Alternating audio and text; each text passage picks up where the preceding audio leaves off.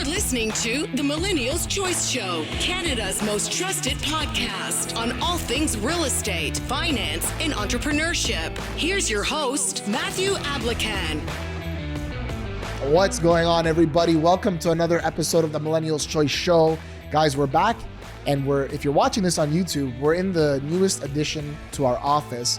We wanted to give you guys a different look, change it up on your eyes a little bit, make you feel good. What do you think of this? Let us know in the comments below. Danny, how you doing today? Guys, what's going on, man? I'm super pumped. I'm always pumped, but today I'm especially pumped because we got a couple topics that we're going to be going through today, and I'm super excited.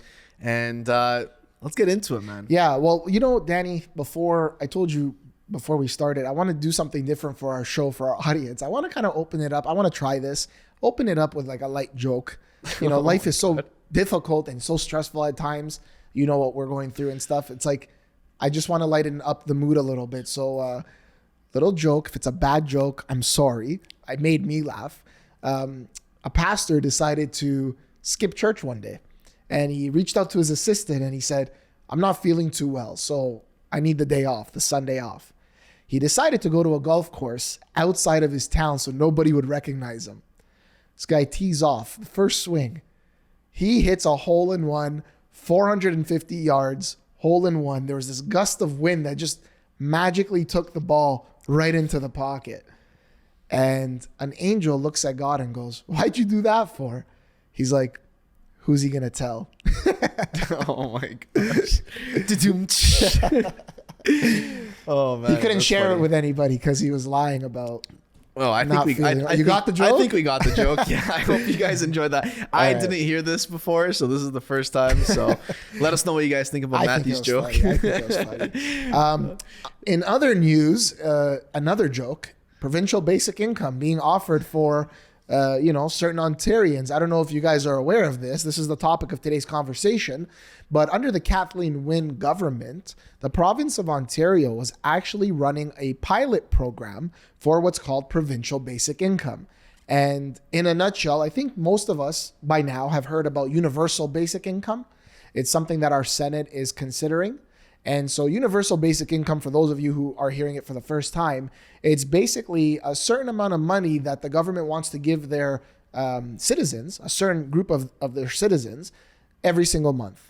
And basically, this arises out of the need for the government to step in certain situations to help their citizens, because those citizens cannot get themselves out of a certain rut or a certain place or point in their lives. As an example, someone who is a recovering addict may have a small criminal background, having difficulty finding a job, wants to start their own business, but has a hard time, paying the bills, might be a single parent. There's certain situations that there's a case being made for universal basic income. Now, provincial basic income is basically the same thing, except it's not a nationwide program. It's specific to that province that you're living in. So why this is important? Well, the province of Ontario that we're in is undergoing a major class action lawsuit. The article I read in Yahoo News said that there's 1,000 people, or a little bit more than that. I think it was 4,000. Yeah. 4,000 people. Yeah. So thousands of people have sued the province. And why they've chosen to sue the province in this class action lawsuit is because under the Kathleen Wynne government, this pilot program was being tested. And when the Ford government came in, so there was a change of government from liberal to conservative, they actually abolished the program. And so a lot of people that were starting to get used to that program, and perhaps this program was doing good for those people, obviously felt like they were set back. And the article actually goes on to read and state that, if you go and read it, that they felt like there was a loss of dignity almost, and dignity and sense of respect, and they just felt really down. They feel really down. And so they've joined together, 4,000 people, like Danny said, and there's a major class action lawsuit that's going through, that's happening. And even the decision for the case to actually go through has not been appealed by the Ford government. So meaning they're ready to go to court for this. They want to go to court for this. So that tells me that the government's confident that the case will get dropped, or they're going to win the case. They're going to beat the case. But nonetheless, there's 4,000 people. I had no idea that in 2017, this was happening, that there was a pilot program in Ontario, specifically Timmins, Ontario, and northern parts of Ontario. Thunder Bay, I believe. Thunder Bay, and that this is happening. I had zero idea. Like, for just on that note, I want to throw it to you. Like, how do you feel about this program? I also had no clue that this was happening. Because I would have said, where do I sign up? I'm kidding. I actually was so surprised because, when I was reading the article, there was some people that were really benefiting from it. There was that one person that said she was able to actually finally start her business up, which is great. And then now, as a result of them cutting the funding, she's now in a rut. She has a loan that she has to pay off. It's more difficult for her. Totally get it. Is this a money grab? The big, the lawsuit, is it a big money grab, or are people actually, owed this money that they're going for? Because they were promised, I think the pilot was supposed to be for 3 years, something like that. And they cut it off, I think in 2018. So it only lasted about a year, roughly. Yeah. So they're pretty much stating that, hey, you told us it was going to be for this amount of time. We planned to have, we were depending on that money and planned to have that money for that 3 years, that trial period, but you guys cut it out early, and as a result, now we're paying the price for it. Yeah. I found that pretty interesting because we were reading the stories and examples of people it impacted, and it's weird. I don't know what to make of it fully. I get it. There are certain circumstances where people need that money, and it will really help them get out of that rut, so to speak. But at the same time, is that really good for the province? Is that really good for the people ultimately? Or is it just a excuse or a crutch that people can fall on and say, you know what, I'm going to be getting this money from the government. I don't really need to work anymore as much, but I'll still go and volunteer and do things for the community. Is that a good thing or a bad thing? On that particular part of the discussion, you know what I believe in already. And for those of you listening, I believe that if you keep giving people fish, then you feed them for the day. And if you teach them how to fish, then you feed them for life.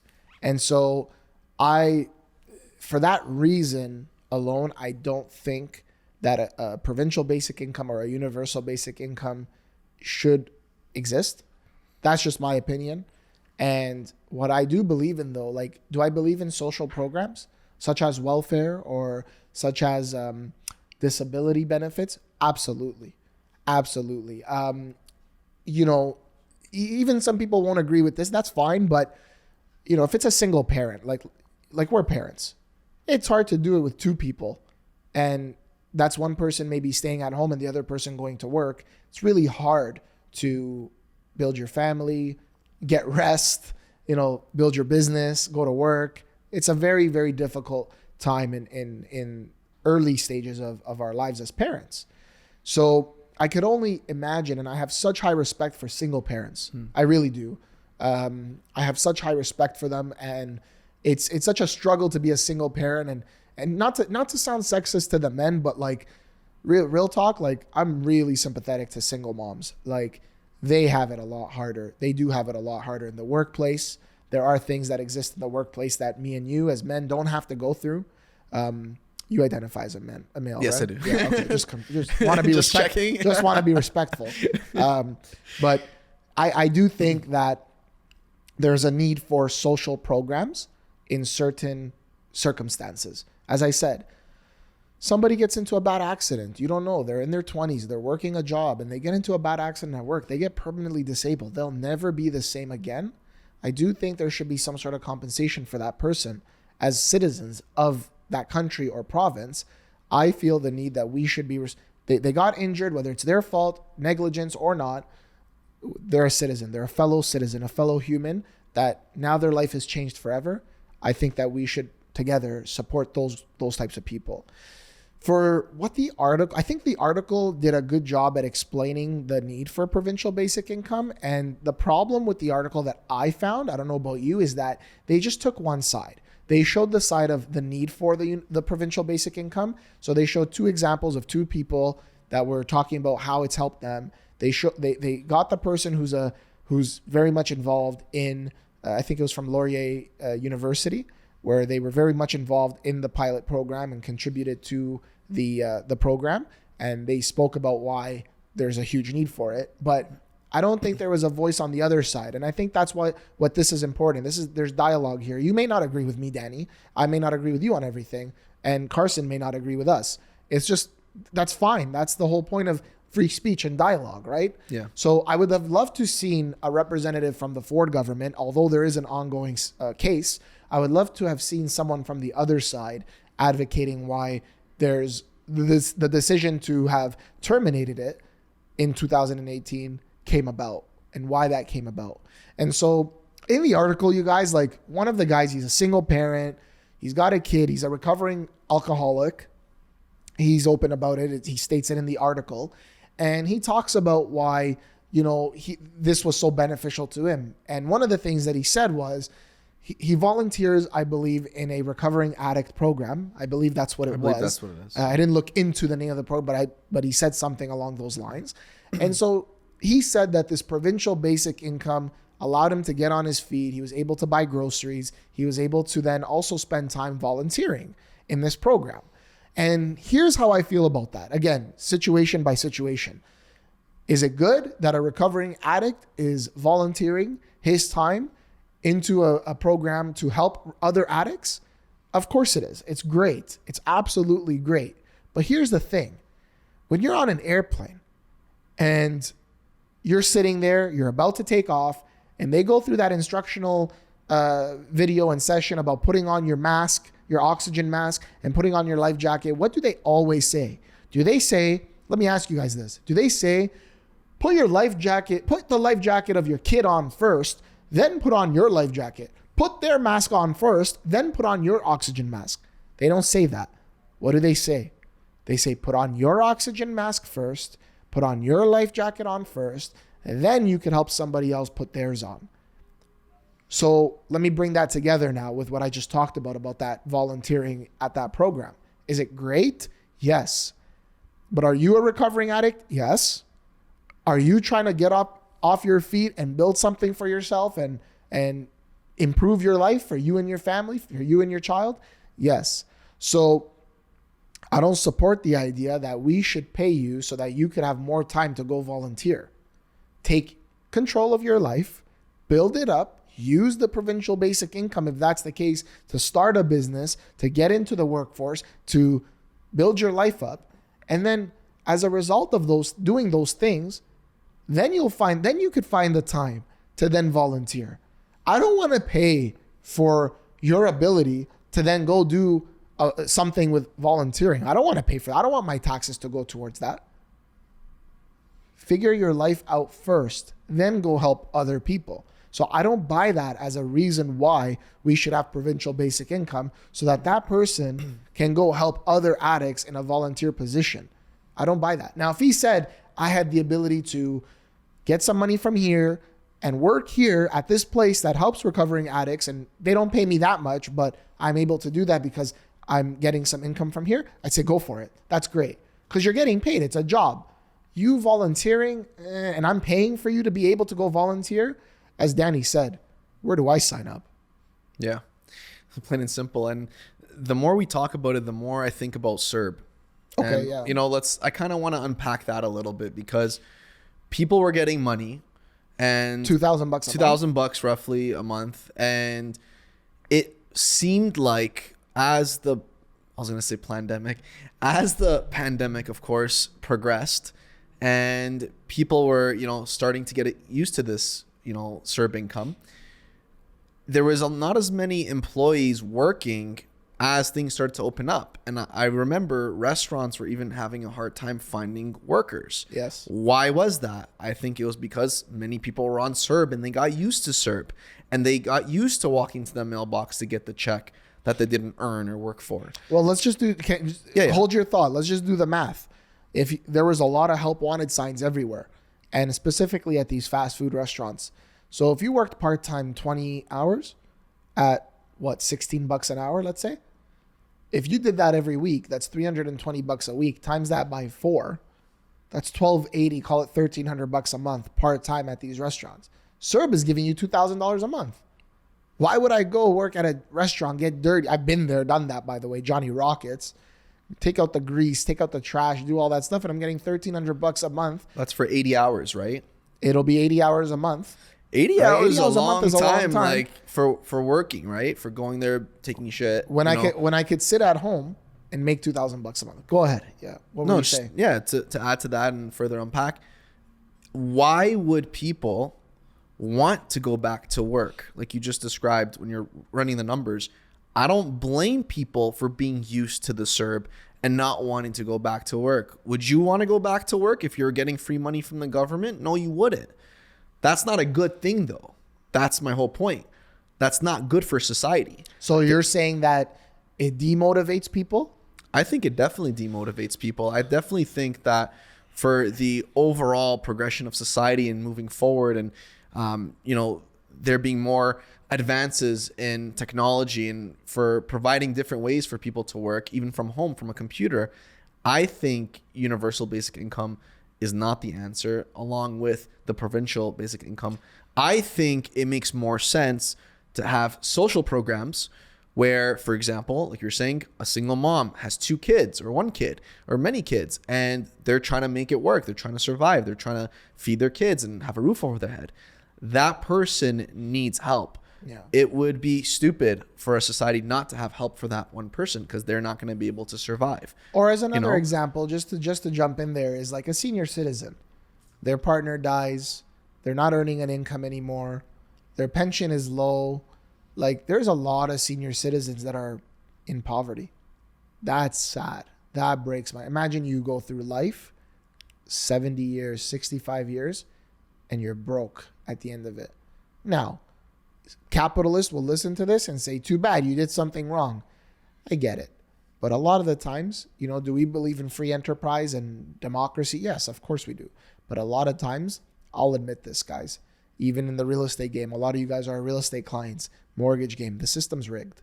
The system is rigged. And if you're not playing in the system, I play in the system. I'm proud to say I play in the system because that's the system I'm a part of.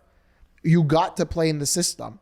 A lot of you are still listening to this, saving your money. You're watching it in your bank account and saying, I'm too afraid to invest it, not knowing that you're actually investing it right now with the banks and earning very little. Meanwhile, your government, you don't want to take on any debt, any line of credit, any mortgage debt, anything like that, any loan. Meanwhile, your government is printing. They're money. using the system. That's the system you're in. You're losing to inflation. And we go back to my old content in the early 2010s, 2012, 13, 14. Go back to my old content. That's how I used to speak to my clients about inflation. And inflation wasn't like a trend back then. It was just something I studied in school. So I brought it into real estate. I said, you can't outsave inflation, right? Go back and listen to that content. It's the same thing that's happening now. You're in the wrong system. So a lot of people may listen to this and say, well, that person's senior and they're not making they're broke now because they made the wrong decisions all their life. Listen, man, life happens. You don't know why they're in that situation. You don't know why that homeless guy is homeless. You don't know why he became a drug addict. There's very successful lawyers. Huge celebrity lawyers. They get invited to those parties. They go there, they do a line of you know what, and all of a sudden their life is changed just like that in an instant. Super successful. They go down, lose their family, lose their law firm. They lose their money. They become homeless. I know those stories. I've seen those stories. You don't know why they're in that position. So bringing it back, I do believe in those programs for certain groups of people for certain reasons. But I don't believe in that just one size fits all. Like those people that were earning $1,300 a month working at restaurant, part-timers, and then they were told to stay at home and they were given $2,000. Like, that's not logical because why were you giving them more than they were earning? It doesn't make sense. Yeah. Why not base it? If you ask me, what would you do? Well, I would have said, what did you earn over the last 2 years? Show us your notice of assessments, where the government, we have them. Your notice of assessments. Let's average out those 2 years of earned income, work income, not investment income. Let's average those out. And then maybe we'll give you a percentage of those. So there was other ways you could calculate it rather than a one size fits all program to see how it works or how it doesn't work. Yeah, I 'Cause think there's they gonna just be- rolled it out they without just really rolled it thinking out. it through, and we're just hoping that it would kind of appease the majority, Yeah. and just say, look, we're cutting checks, Yeah. and this is what we're gonna do to make it livable for you, considering the circumstances of COVID at that time, and how everyone was locked down and whatnot. I just don't think they executed the right way. Could have been executed way better. And I still think there's a lot of social programs right now that can be executed way better. And, there's a lot of people that are on disability, but it's fraudulent. They're not really disabled, There's people that are collecting unemployment, but they're working for cash. Yeah. I don't agree with that. I'm sorry. Like you're stealing money from people that are actually in those situations that don't have work, that are trying to find work but can't because of circumstances. There's people that are disabled but are having a hard time getting that disability check, and I just think it needs to be executed better. And I just think not everyone should get it. I just think it's going to make people lazy, and I don't think that's a really good thing for society in general, for everyone just to get used to a check, because then where's the motivation? Why are people going to work? Why would you get up? Why would you get out of bed? Why would you go out and earn and add value to the marketplace? You wouldn't have that incentive. Yeah, and it's a slippery slope. Well, it's a slippery slope, and there needs to be transparency. I think that's missing in the government. And also, guys, for again, real estate, you don't get, like, we get a lot of clients. We do a lot of deals, a lot of business. You don't get to a level of success by cheating. You simply don't. What goes around comes around. It's gonna happen. I get guys that all the time, hey, we wanna lie and say that we're living in this condo so that we don't pay the HST rebate portion, but then we're gonna rent it out. It's like, okay, but when you rent it out, you get that money back. I know, but I have to pay it on closing. But you get it back within like 3 to 4 months. So why are you lying about it? Why are you cheating the government? How many times are you gonna do that before you get caught? Like, do it the right way. And does that mean you see me because you work with me all the time? You know my portfolio. I share the details with you all the time to motivate you. You know what I go through to make that portfolio solid, legitimate. Have I gotten a private mortgage in the past? Of course I have. Can I go do fraudulent paperwork to get an A mortgage? Of course I can. But I don't do that. I never have, never will. But at the same time, you see the foundation that's being built. It's a firm foundation because it's built on honesty. It's built on transparency. So how do I tie that into this? Well, CERB afterwards was taxable. It was taxable income. So let me get this straight. So you got money from the government. How does the government get their money?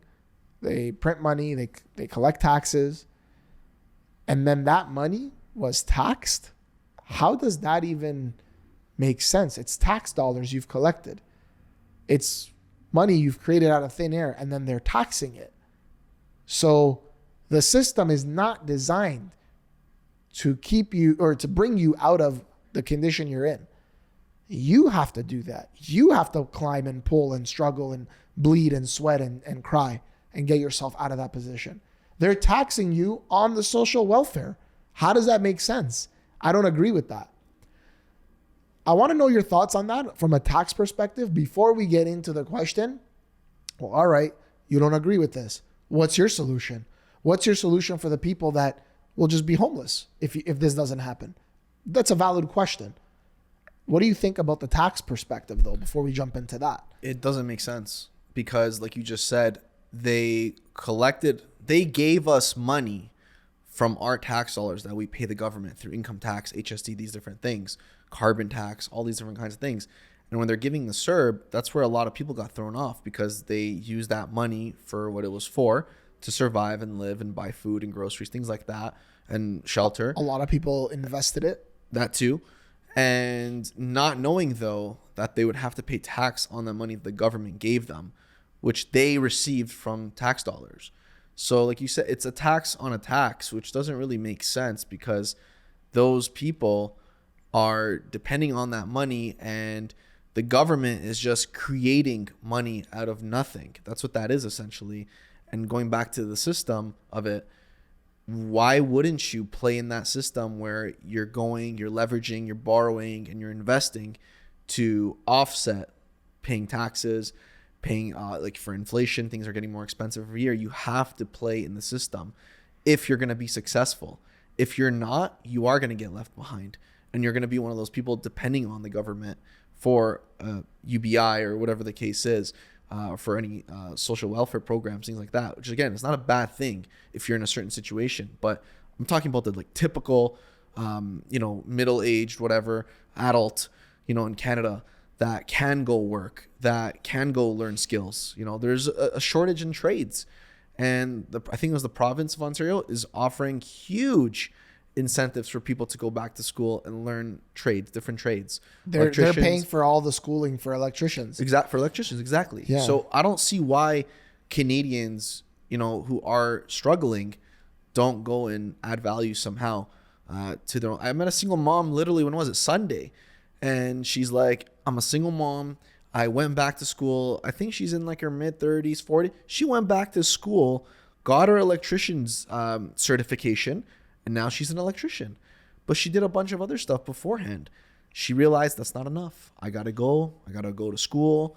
She was saying, she's like, I haven't done bed mass in like 20 years. I have to go learn it again. I have to go do it. It's for my daughter, for my son. I had to go. Otherwise, I wouldn't be able to put food on the table. I respect that. Like, that is so awesome. Like, you went, as hard as it is being a parent, especially a single parent, went back to school when you're older, and while also trying to put food on the table. Those are the people that push the needle forward. Those are the people that contribute towards society. They're not energy suckers. They're not vampire suckers. They're not people draining from the economy. They're adding to it, which I fully support. Yeah, and on that note, like just talking to the young men out there, like, it gives us so much joy to work. Like when you have put in a day, a really crushing day, you come home to your family, or you have a nice meal, or whatever the case may be. It's so rewarding. Like, it really is rewarding to work. There's a sense of pride that goes into your work. So like, I don't know how you could just stay at home and collect money. Just, again, if you have the ability to go to work, and if you have the ability to go to school, learn and maximize on your value, I just don't see how it's even a turn on for you to stay at home, collect money. Like, what are you doing with your life? Like, honestly, what are you doing with your life? So from that perspective alone, I wouldn't support this program. Like, give people motivation, give people the ability the ambition to want to work, give them something to work towards. Incentivize people for being successful, for earning a higher income. Yeah. Incentivize them. Don't take away from them. Unfortunately, that's the system that we're stuck with here at the moment. The more money you earn, the more money you lose, right? You pay more of it. So more money, more problems. That's where it comes from. Yeah, exactly. And, on that note, like, just, TikTok in China rewards their citizens for good practices and good behavior. Now, we might be we are teeter-tottering on the social score system, which I believe is happening. And I know it's actually happening here. They're talking about it now. It's been happening in China since 2012. That system, if executed properly, there's nothing wrong with it. Why would you worry about why would you worry about your social score if you're a good citizen? Now, the question, don't bite my head off for not the conspiracy theorists, but the people that go down this rabbit hole. I've done my research. The question becomes, how do you define good? Does good mean getting a needle in your arm? Does good mean not jaywalking when no one's around? Like, that's what happens in China, right? That's part of the score. Those are part of the scores. So that becomes the gray area, the fine line. Paying, one of the parts of the score is paying off your debt. Do you pay your bills on time? That's part of our credit scores now. That's the main part of our credit scores now. But that forms part of the social score. I have no problem with that in your score. Do I have a problem with being penalized because I happen to follow somebody on Facebook that bashed the government that's in power now? I have a problem with that because I might not even know the person. I have 5,000 friends on Facebook. I probably don't know 4,950 of them, right? That becomes the gray area for me. So I really do think the other side of it, the incentivizing of it, the rewarding the kids on TikTok because they show different different achievements in music, art, technology, engineering, medical science, things like that, I think that's a great idea. And China's doing that. That's how, versus here, you've got, I don't know, man, like the latest dance or like some bullshit that you see on, I don't even have TikTok on my phone. I have TikTok. My team manages it. I don't have TikTok on my phone. It's bullshit to me here. It's all a social distraction. So not going too down that rabbit hole. That's another conversation, but definitely I think incentivizing your citizens is a huge, huge benefit. Just on that point, before we move forward, I'm very, social scores are scary because the government can use them as a way of control. That's the problem that I have with social credit scores, where like you were just saying, you know, you follow a certain someone and they're, you know, very outspoken about the current government, you know, you can get a lower score as a result. They don't want people to be doing something. They're just going to lower your credit score or your social score. And as a result, you won't be able to go and get loans, things that are very, very important. You might not be able to even buy groceries at one point, right? Depending on, you know, you being a good citizen. So I think that is also a very slippery slope with the social scores. It can be used for a lot of good, but it can also be used for a lot of bad. And I think a lot of people's freedoms can potentially get taken away if we head down that kind of direction. So yeah, that's my thoughts regarding the social scores. Just as a side note, I know that's not the main focus of our topic, but it kind of ties in. We could get into it. So like, it ties in though. Yeah, right? like absolute power corrupts absolutely. That's been known from time. So the second you give them power, that's what happens. Like even in the US, you know, when the War Measures Act came into place, like Congress basically said, I was listening to this the other day from Chris Cuomo. He's like, Congress said, we're not responsible for whether we go to war. That's going to be up to the president. We want to give those powers to the president. And we actually just don't want to be responsible because in case something bad happens, we don't want to be on the hook for it. Let the president make the decision. He's the CEO of the country, basically. Let him make the decision, or her. And so they ended up giving the president the power to do that. Any president is never going to give that power back. You mean you have the power to command the entire United States military? Why would you give up that power? Think about it. You're a president. You're in that role because you want power. That's the whole idea. So absolute power corrupts absolutely. And so that's the fine line you have to watch. You know, as an example, in China, if you just, guys, go on YouTube and just watch videos of their social score system. If you jaywalk, and, you know, most of the world's cameras are actually in China. There's lots of cameras everywhere. If you jaywalk and they catch you, then you'll be on the evening news. They post your picture saying this person jaywalked, and it's like you're frowned upon. There are people, and I know you'd benefit from this a lot because we'll get into that, where they improve their score. Listen to this. They improve their score by snitching on their neighbors. That's their job. That's their job. They have a job to make notes and report back to the Chinese government. And Danny's a snitch. I have to interject here. He's a snitch. He's a big snitch. You're the biggest rat that I know. And so I think you'd benefit from the system greatly. I think you'd be at the top of the food chain of the system. But I would definitely snitch on you for sure. Like those kinds of things. And, you know, we kind of felt those weird effects during the pandemic because there were times where you're not supposed to be gathering with people. And if you're gathering with people, you felt like, is my neighbor going to find out? And are they going to tell the police? And are the police going to come and they're going to find me or they arrest me? So there was like that kind of feeling in the air. But now in China, this has been, you know, we're in 2024. So this is 12 years of this program. It's a way of life for them. It's normal for them now. They condition them, though, for it to be normal. That doesn't mean it's okay, though, or it's a good thing. That doesn't mean it's okay. Just because you can rationalize something and normal doesn't mean it's right. Doesn't make it right. Because if I could convince you of something, then I could convince someone else can convince you out of that same thing. So it's not about convincing. It's about truth. But here's the thing. When you talk to the young kids, the Gen Zs and the millennials, there's some videos on YouTube. Again, go check them out. They like it. They go, if I'm a good citizen, I don't have any worries. And it's actually proven to be safer.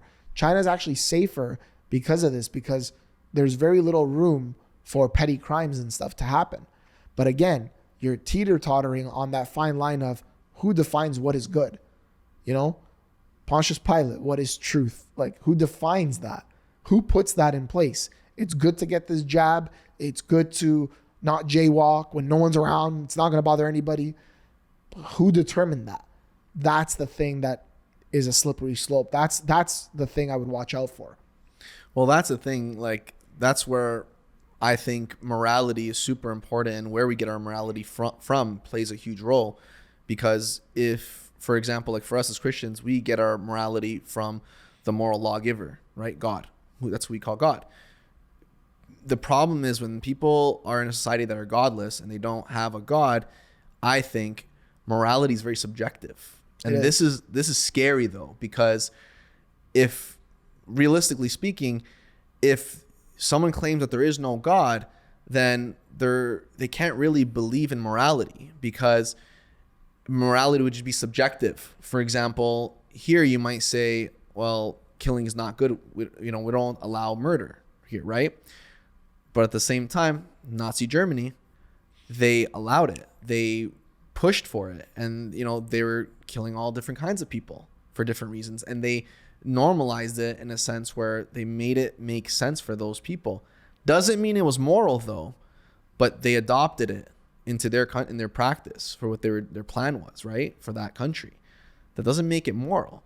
So if there is no God, there is no sense of morality, in my opinion. And that's where you get people just different opinions, It's your opinion versus Hitler's opinion, right?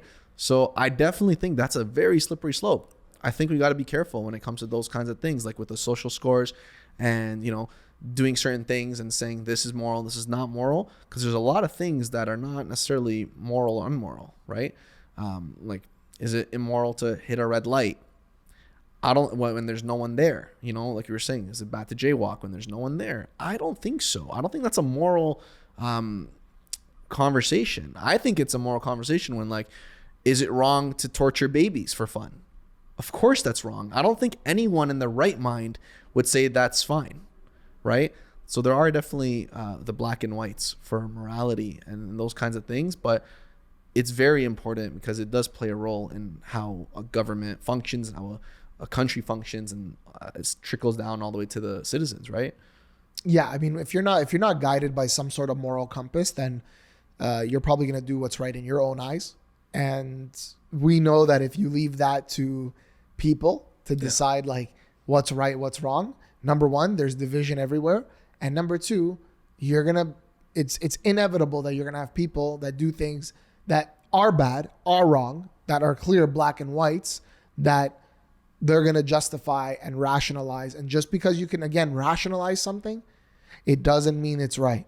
It doesn't mean it's truth, because anyone can make a good argument. The best debaters, they know how to trap their opponents. That doesn't mean that what they're trying to prove is actually correct or the best point to make or the right point to make. It just means they're better debaters. And so they know how to trap the other side. They know how to get their message across better, more eloquently than the other person. So they win the debate, right? Back to the provincial basic income, what would you do with those people? What would you do with a single father who is a recovering addict? That money was helping him buy groceries, volunteer. He gets cut off. What would you do for that person if you were the government, if you were the provincial government? Would you do anything? I'm just curious to know. For that specific individual, I would say that if they were to, for example, go and work, and if they were able to work, I should say, then I wouldn't do anything personally. Like if I was in the position of the government, if that specific person can go and get a job and work, then I don't think they should get anything, because why would they? There are other people in lesser means that are not able to work, right? If you said to me that person has a disability or whatever, there's something that happened and he just can't go and be in a workplace for whatever reason, I don't know, it's a real legitimate reason, that's a different story then. Absolutely. Help support him in maybe terms of helping him find a right place for him to work, where it only helps him with, whatever needs he has, and enables him to work in that place. Like, for example, working in one of those facilities where he's helping recovering alcoholics or drug addicts, and maybe help him get an employed position there. Don't just give the money for free, but do something where they're giving an incentive to the charity or the actual institution, and then they can actually pay the money to the individual if it's a nonprofit or whatever the case is. Yeah, you could. I think that makes more sense personally. There's basically what I'm hearing is there's many different options. Yeah. One thing, if they are working, if that is the situation, how about you just don't collect income tax for the next 2 years from them? Leave more money in their pocket. Yep. You work, you find a job, you hit this target, you get to keep what you're earning. That's a great idea. Listen, the government's not truly 100% funded by our taxes. I think that's part of the illusion, because they're always running deficits. If you're running deficits, you're getting your money from somewhere. Yep. If I'm in a deficit, that means it ain't my money that I owe. It's somebody else's, because I'm running a deficit. If I use up all my money, then I'm not running a deficit. I just used up all my money. I can't use anymore. I'm at zero. Now you could just go on by zero and be negative in the money that you owe. So think about it. Like, if that person's working, earning 30 grand a year, and I think you don't really pay taxes at 30, but let's say you're earning 40, you're going to pay taxes on the difference of 40 to 30. Let them keep it. Let them keep more money in their pocket. As long as they hit certain targets, certain measures. That's just one idea. One idea. Or if you're going to give anybody money, let's say that organization, that person volunteers because they don't have a budget, or they don't have a budget to hire one more person. Well, if you're going to give the money to that person anyway, give it to that organization. And the way you give it to them is you say, you have to fill a role. So you incentivize the organization. If you fill a role, we're going to give you this. These are the mandatory requirements for the role. They have to earn 40K. They have to be working this many times a week, this many hours, et cetera, et cetera. And then, you're not giving that organization 40K. You're giving them 50K. They keep the 10. You incentivize them, right? Like right now, the conservative government in Ontario is incentivizing local governments to build more housing quicker. They've been issuing millions of dollars to the municipalities. I know the city of Barrie and I believe the city of Pickering are the two that I saw recently that they've done this for. And they're incentivizing them because they're approving more housing projects and as a result, building more homes faster. I think that's a great idea. Incentivize them to do that. Yep. Because if you're a developer and you're listening to this, you know that one of the hardest parts is dealing with the municipality, the conservation authorities, anyone that's involved in that development process. It takes years just to get approvals. That doesn't even include sales, marketing, construction, closing the deal, moving everybody in. That doesn't even include all that. It takes too long. It just simply, there's too much red tape, takes too long. So what's the government doing? They're incentivizing the municipalities that if you build more houses, we're going to give you more money. That's what they're saying. I don't think there's anything wrong with that. No, I think incentivizing, developers in that situation makes so much sense. The end result is more homes for people. That's what we need, right? I think you always got to look at the end result. And what's the point of you guys doing what you're doing? Why are you giving people money for free? What's the end goal there? Do you want people to just be at home collecting a check? I don't know. You tell me. I'm curious to know your thoughts, guys. Like, just comment below. What are your thoughts on a universal basic income? We want to hear your side. If you agree with it, if you believe in it, you support it, good for you. I'm all for that. Like, let's have that conversation. So drop us a comment, message us on Instagram. I want to know your thoughts. Maybe maybe we should dive deeper into the social score on another episode. That was a really China. good I think topic, I think that our audience would benefit from that, because if it's coming here, once again, guys, play within the system, understand the system and play within it, because you have no choice unless you want to move. And why would you be on the other end of that? Like, why not take advantage of the system you're in? That's just my opinion. Yeah. Let us know, guys, if you guys are interested in us having that conversation, diving deeper in it. And if you guys haven't already, make sure to like, comment, subscribe, and definitely drop us a message. We're on Instagram at Danny Abelcan, and Matthew's on Instagram as well, Matthew Abelcan. So let us know what you guys think. And until next time, you guys, thanks for listening. We're out.